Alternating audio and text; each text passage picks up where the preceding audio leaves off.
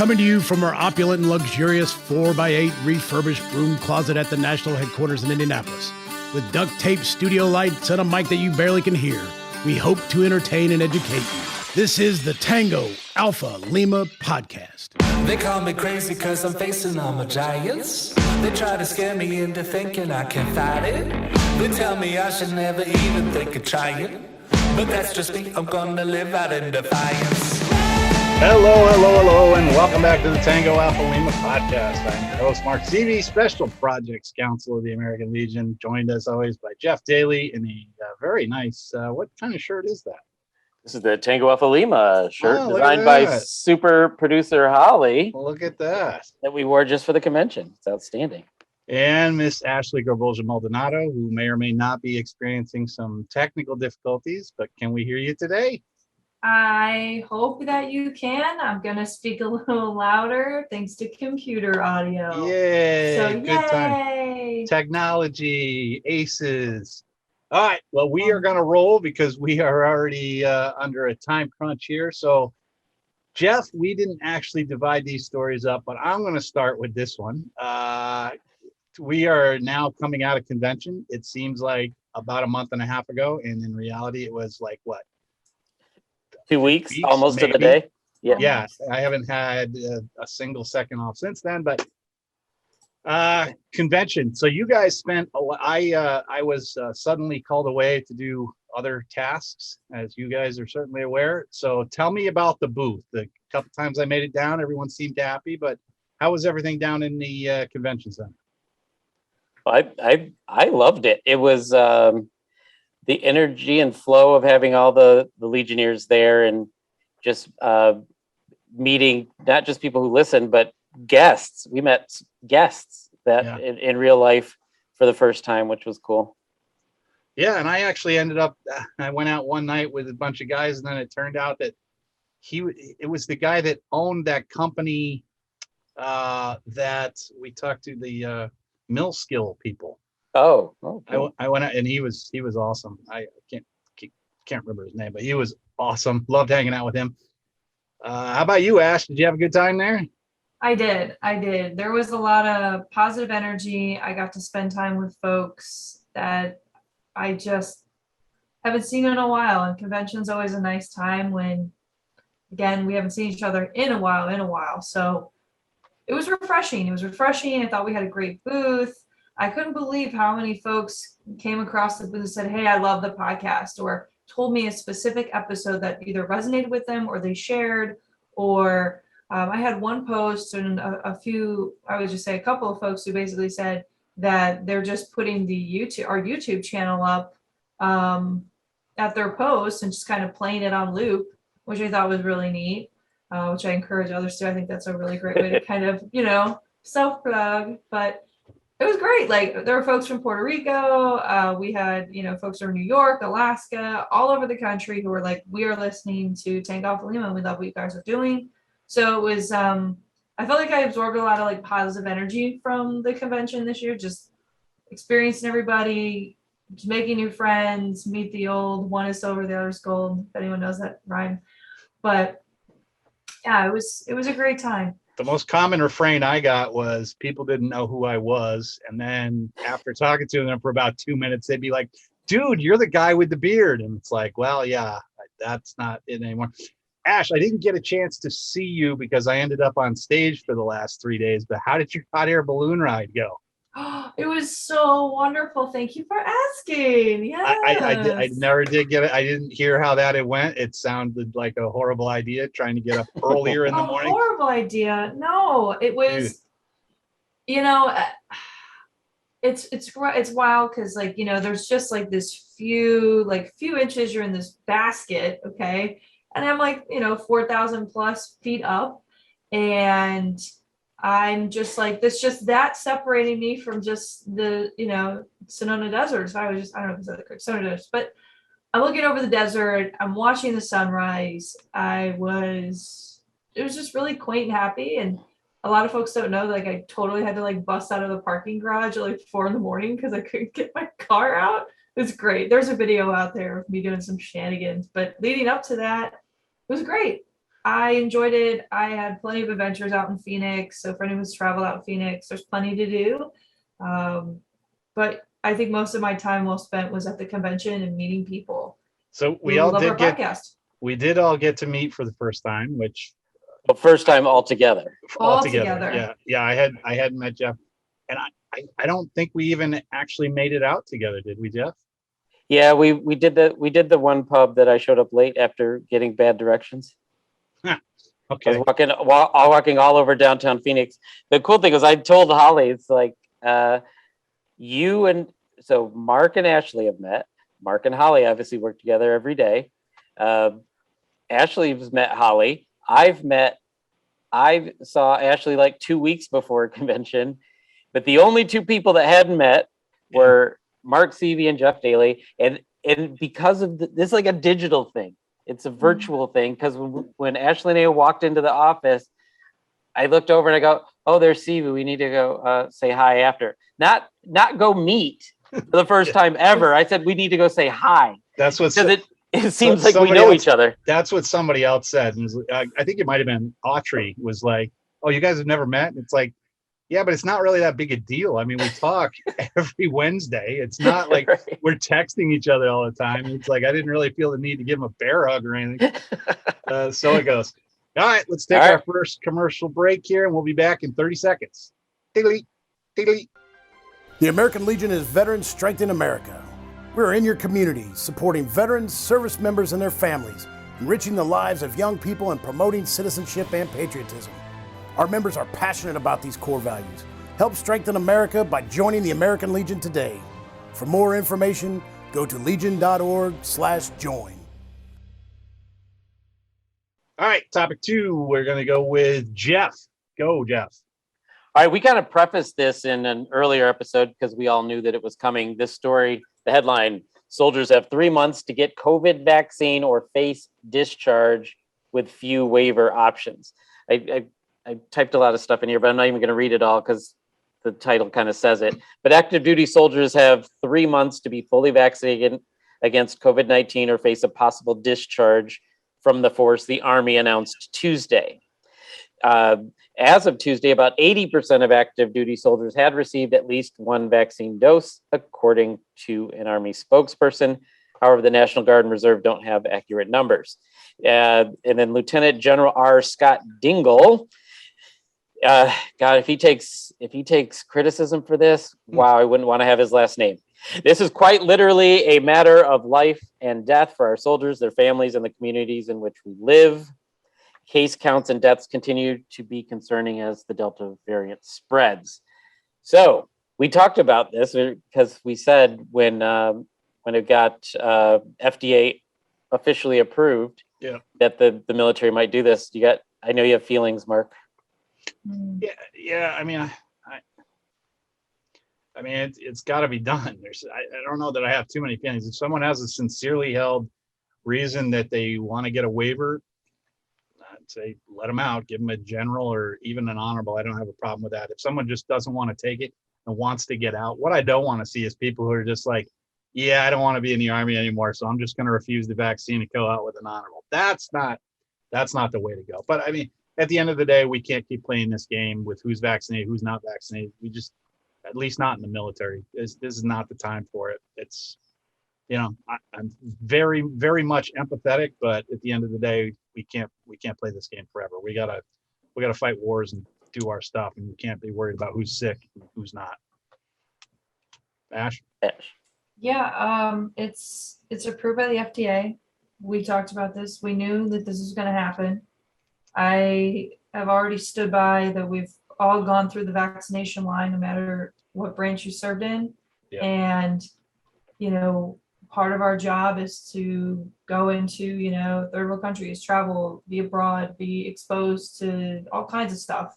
And we have to make sure that our force is healthy, because it directly affects readiness. And Mark, I share your sentiment, because I am worried that there will be a bunch of, folks out there like, well, okay, I guess I'm done. Like, this is my ticket out from whatever contract or obligation that I had. So I don't want to see that, obviously, but just go get the freaking vaccine, people.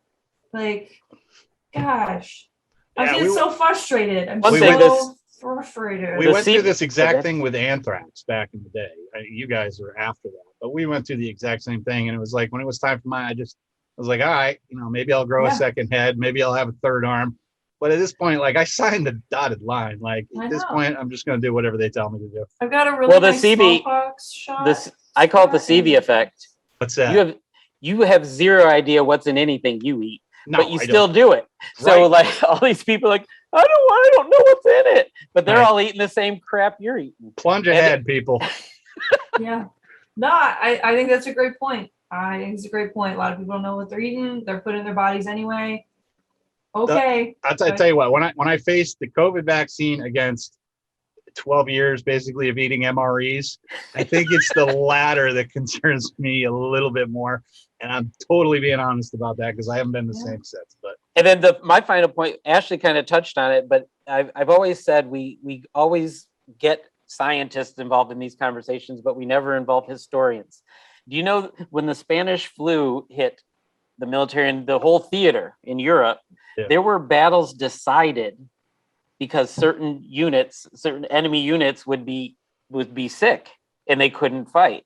So in terms of readiness, this is the next real global pandemic. Do we want to be on the side that has to, surrender because, oh yeah, we're too sick? yeah, and I know we want to move on here, but I did want to throw one last thing because I had seen it in the documentary that I watch every now and again. But when the Army was at Valley Forge, smallpox broke out, and George Washington had everyone basically inoculated smallpox, and it killed 3% of the people that got the inoculations. That's a pretty hefty number, but he viewed it as militarily necessary. And I think we're all fairly grateful at this point. Now, I'm not saying the COVID vaccine would kill 3% or even that anything we do should kill 3%, but I'm just saying, like, there is some historical antecedent to this. But all right, topic 3, Ash. Alrighty. So I'm just going to talk a little bit about veteran suicide. So there's an article out there in Veteran Services saying purpose could be the key to the suicide crisis. So this is like a rochesterfirst.com article. But basically, it's in lump sum, it says, when we get out of the military, many of us, we can't find our way forward or towards having a purpose again, because a lot of us as service members were given a job to do. We know what's expected of us, the responsibilities, the roles, all of the spirit core that comes with that. There's a lot of folks that get once removed from that lifestyle, and it kind of like is just a loss of purpose, right? Lots of opportunity, right? So they're looking at how we can go beyond just sitting down with veterans in office and talking about our feelings, right? Which is important. I'm not going to bash any of that. Therapy's great. I love my therapist. Anyway, so we have, and this organization specifically, they're looking for opportunities both for jobs, meaningful lives, and this Veteran Service Center is really discussing a bigger part of the solution, which they think is the purpose and the purpose component and re-establishing one's mission. I'm interested to hear just especially what you all think, because as everything's happened with recent events in Afghanistan, it's prompting a lot of mixed emotions. I know that we spoke to the VA secretary about, the national crisis line and the calls compared to last year and how they've been reaching out both via phone and text message. And in this article specifically with this veteran service org, they stated that calls were up 7%, texts were up 95%, and chats were up almost 40%, according to numbers provided by the Canandaigua VA. So, you've got these veteran service offices, you've got the specific VA who is seeing the use of these services, which is great. So how do you guys feel about the services, the atmosphere, and just the article in general? Do you think it's purpose? Do you think that's the keystone in reestablishing? Yeah, I'll say it on 2 accounts. The first is when I got out of the military and I literally started law school the following Monday. I never had time to stop and ponder my feelings or what it was like, And when Afghanistan started going into the crapper, I had some really, really, really bad days. Enough so that I did reach out to the VA. And then I had work turmoil that was kind of drove Afghanistan completely out of my mind. So I'm not saying that you should have work turmoil to, to mask your symptoms of having problems with the way Afghanistan went. But for me, I'm honestly, over the last 3 or 4 weeks, I've been so busy that I never even have time to stop and think about it. And I suppose that is a purpose. I mean, my purpose is to make sure that all the work gets done. So yeah, I mean, I think purpose is certainly an answer. And obviously being part of, a veteran service organization or any other kind of organization, I think helps. Like if you don't have anything to do, go volunteer at animal shelter or something. Yeah, Mark, I just want to say, I know we kind of spoke about this. We spoke about this and stuff offline too. And, it's important. And I think for veterans to understand that, we can compartmentalize. I believe that our service members, we do that often because we have to move on, Yep. right? Mission, we got to move, mission, communicate, all the things.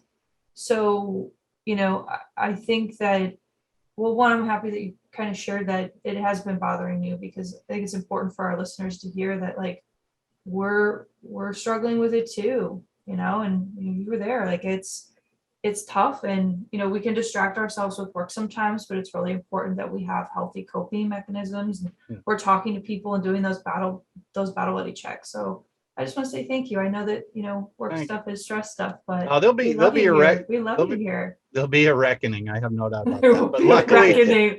That's such I'm not- that's such a Stevie response. There shall be a Yeah. reckoning.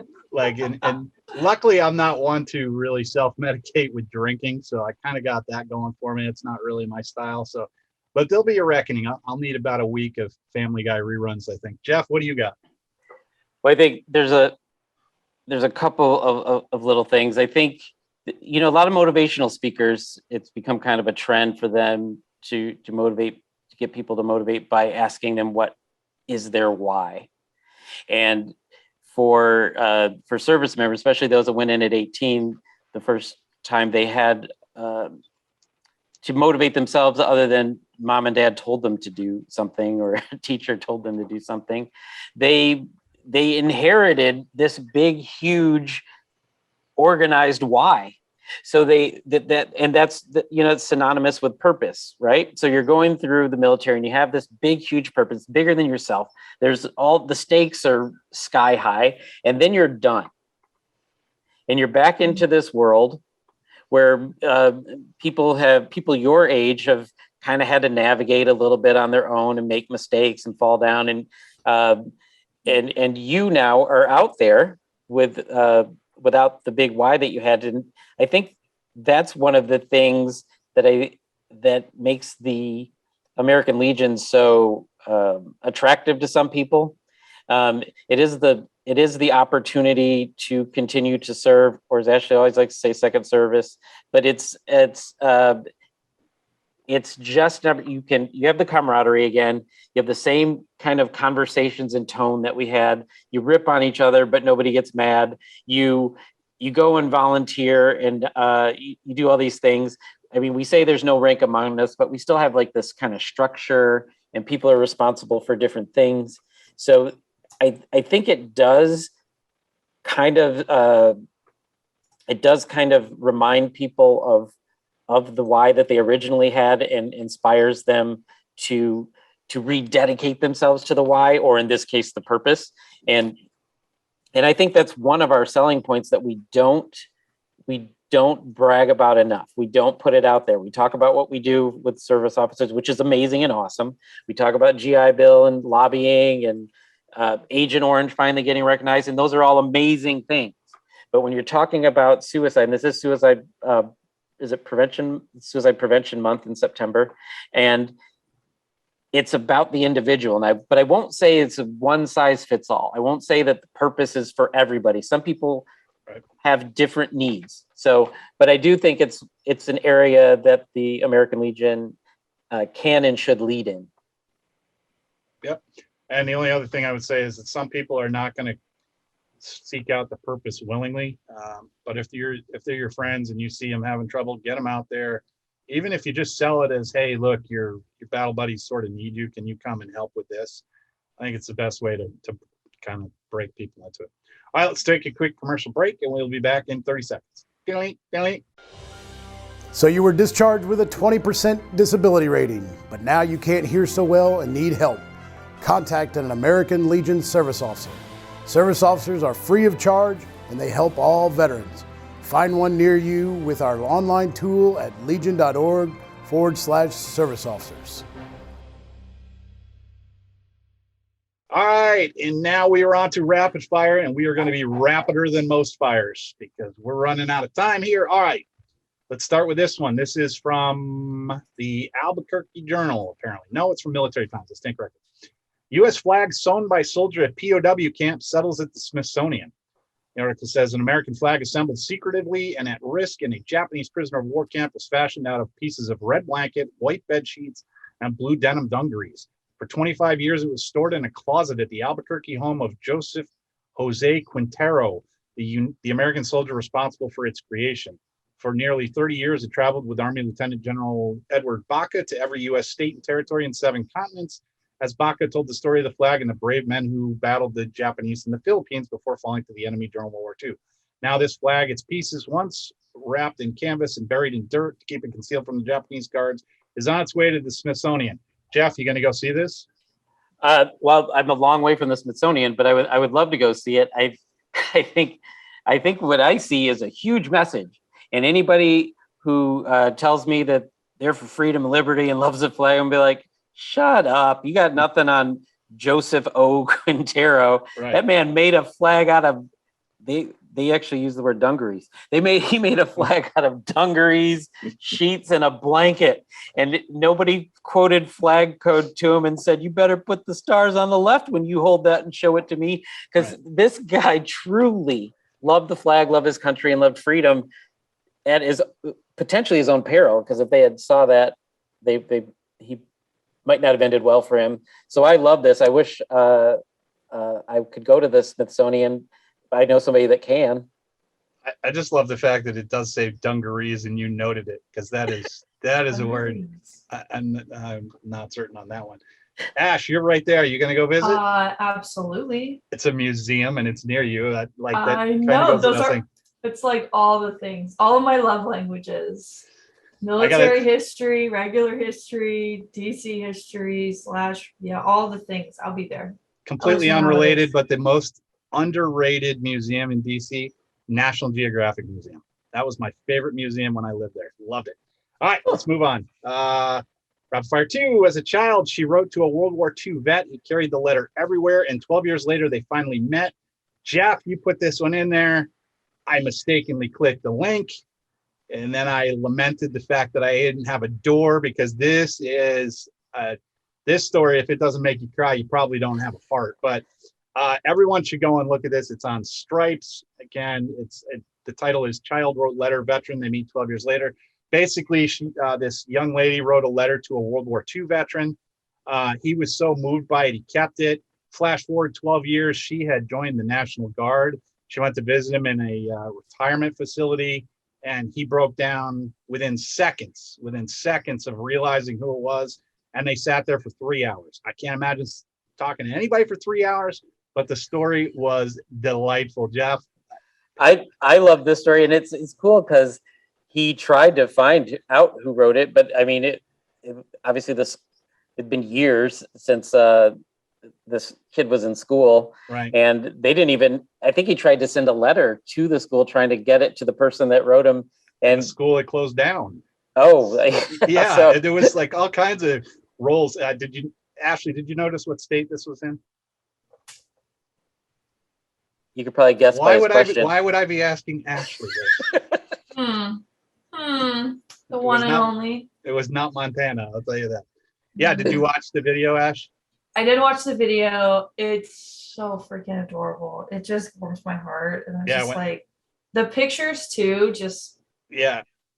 It was so sweet because he's like, oh no, you're not that girl. You're not that girl. And she's like, yes, I am. It's an adorable video. All right, rapid fire number 3, and this will be our last rapid fire here today. This is from Military Times. Food inflation is affecting prices at grocery stores everywhere, including commissaries. But commissary officials and industries are taking steps to lessen the impact on their customers and offer bargains where they can. So obviously everyone knows inflation's going up. Cost of everything's going up.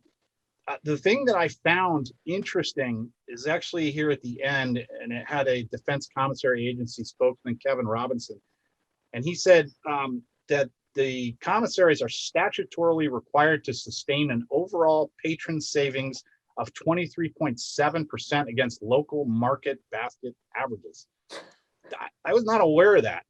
I mean, I don't think I've ever shopped at a commissary, but What? yeah, 23.7 is really specific, by the way. Only right. Yeah, it's like very oddly specific, but it's just like that's a lot more savings than I actually. And I shop at I do shop at the Los Angeles Air Force Base Commissary, which should be the Los Angeles Space Force Base. I think there's more Space Force people there than there are Air Force. Yeah, and I'm going to put it out there again. I need one to join my post. Anyway, so I shop at the commissary, and it's a great benefit that I don't know if a lot of vets know. I mean, obviously, it's always been for retired Medal of Honor recipients. I believe 100% disabled, but now anybody with a VA service connection can shop. I think it's been like 2 years. They can shop at the commissary in exchange. I do it, and I do notice the savings. I notice it in certain products. I look at it and I'll go, "Whoa!" Because I remember it's things I wait for to go on sale at other stores. Is it and hair product? Is it what? Hair product? Yeah, this is getting unruly. So I need to get down to the commissary real your quick. $7 haircut. It's actually not $7. It's like $18. My wife did call me to say that my son is demanding a haircut today, so we can look forward to that on my Facebook. Although Ashley will probably unfriend me after the last time I did this. But Ashley, what do you think about the commissary? You shop at commissary, don't you? I do. I was just shopping at the commissary this weekend. Oh, nice. I will say though, for like local grocery stores outside of base, I have definitely done a comparison where I buy like X number of things. I definitely do save more here. Like I was expecting my bill to be like $200. It was like $130. So I was like, holy. Yeah. You were like, what? I was like, oh, what? Yeah. Really? Beep. Yeah. It just happened. Sorry. It was amazing. You know what? It's funny is nobody would guess this. Of the three of us, the only person who has cursed on camera is Ashley. Twice now. Love it. Love it. I just Big slipped fan. out. The fact that it's not Jared me. can edit it afterwards. The fact that it's not me is astonishing. All right. I know Jeff, you have such self-control. Good for you, but I don't know why it is. It's because I don't know why it is. But anyway, Jeff has a shout out, and I would note that you spelled Legionnaires wrong in the show notes. So that's shame fine. on you. Go on. That's your takeaway. That's my takeaway because there's like a. Are you YouTube commenter? There's a red line underlining Legionnaires, and it just kind of bugged me. Oh, okay, I do that a lot. Yeah. So my shout out is to Flyaway Emergency Afghan Rescue Mission that happened, right after the meltdown in Afghanistan. They set out to raise $500,000. They did that in like 2 or 3 hours and eventually raised $7,279,310 and they shut off the donations because they had so much. They've I also mistyped this number. They've donated $1.2 million to the International Women's Media Foundation because that was their target. They needed to get women out of there, especially women in journalism, because they had education and jobs, and those things are frowned upon under the Taliban. And it's 2 Legionnaires, and you can, in your mind, spell it correctly. Rebecca Merger and Karen Kraft, who I personally know, because they're Post 43, Hollywood Post 43, and they're also in Veterans in Media and Entertainment. We've had a guest on from there before, Barbara Autan, and the GoFundMe page is still there. You can't donate anymore because they have all the money that they need to continue operations trying to help people out, but you can follow the story there. They add updates there. I noted when you first put it up on Facebook, or when I first saw it on Facebook, and it said, if we get $500,000, we could do a flight. If we get $1 million, we'll add another flight. And by the time I clicked on it, it was like, I think it was 5.2 million or something. I was like, whoa, I guess they're doing okay. Like, I mean, it went, and at the same time, we were talking about whether we were going to be able to do something from the Legion side. It's so far outpaced anything that we could have conceivably done. So kudos to everybody involved in that. Ashley, you got a shout out today? Ooh.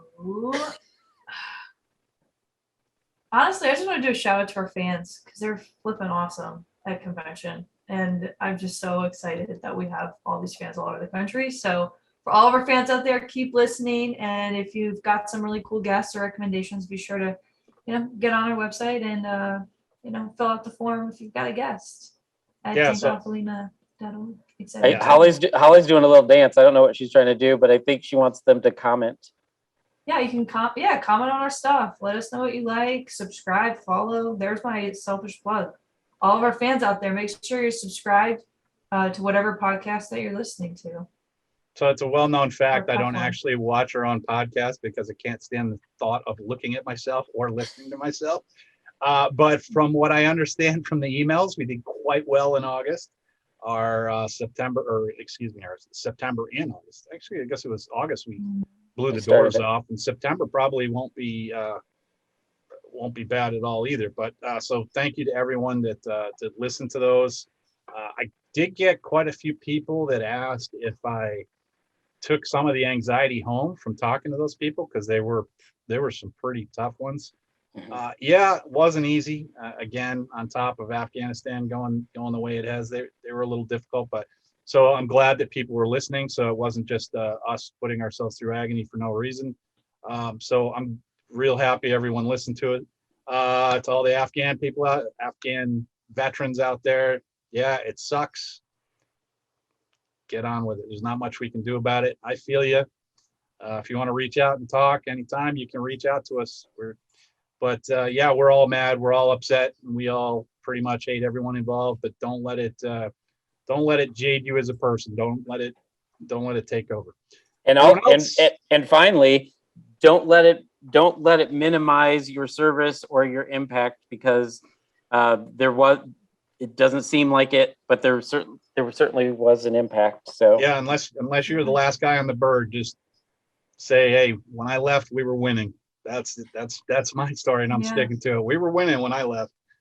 So everybody out there, thank you for listening to us. Don't forget to subscribe to the Tango Alpha Lima podcast on YouTube, Apple Podcasts, Spotify, or wherever you find podcasts.